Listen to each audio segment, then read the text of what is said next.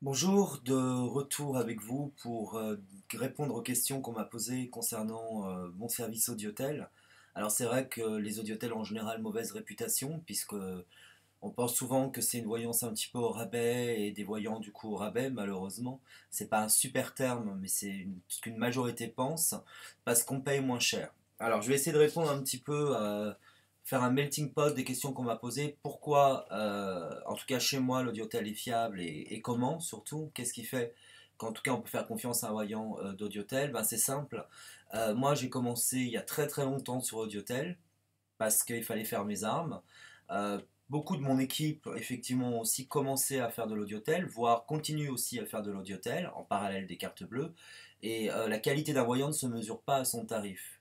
Alors pourquoi certains ont des tarifs carte bleue comme moi, un peu élevés, dirons-nous, et ne font pas d'audiotel? Parce que tout simplement, je n'ai pas le temps. Je gère mon cabinet, je gère ce site, et j'ai des activités parallèles à tout ça, et résultat des cours, je n'ai pas forcément le temps de faire de l'audiotel.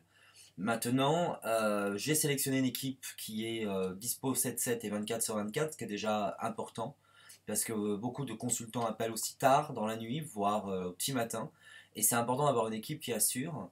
Et par rapport à ça, ce sont des gens que j'ai sélectionnés que j'estime moi être aussi bons que des voyants qui font la carte bleue, que ce soit chez moi ou sur d'autres sites internet. C'est fiable. L'avantage, c'est qu'aussi des clients ne veulent pas donner leur carte bleue. C'est aussi une des raisons pourquoi l'Audiotel a eu aussi ce succès. Très important, puisque vous êtes prélevé que sur votre facture téléphonique. Certains clients ne veulent pas. Par exemple, les clients suisses ou belges sont très réticents à donner leur numéro de CB. Donc, encore une fois, ça n'est pas la qualité, mais simplement le système lui-même qui est différent d'une carte bancaire. Des gens aussi aiment quelque part écouter les consultations précédentes. C'est un peu plus convivial, un peu moins intimiste certes, mais certaines personnes apprécient ce système. Et en l'occurrence, en tout cas, vous êtes sûr qu'il n'y a pas de CB qui se balade, même si chez moi le système CB est sécurisé, mais là je parle de façon un peu plus globale concernant l'audiotel.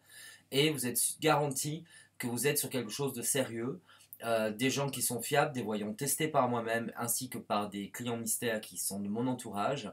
Et je peux vous garantir que moi-même, il m'arrive d'appeler sur Audiotel, déjà pour un petit peu voir ce qui se passe, écouter ce que mes voyants font, mais également parce que j'ai aussi des questions et parfois, effectivement, je peux appeler sans décliner mon identité bien sûr, mais ça m'arrive aussi parfois d'appeler sur Audiotel.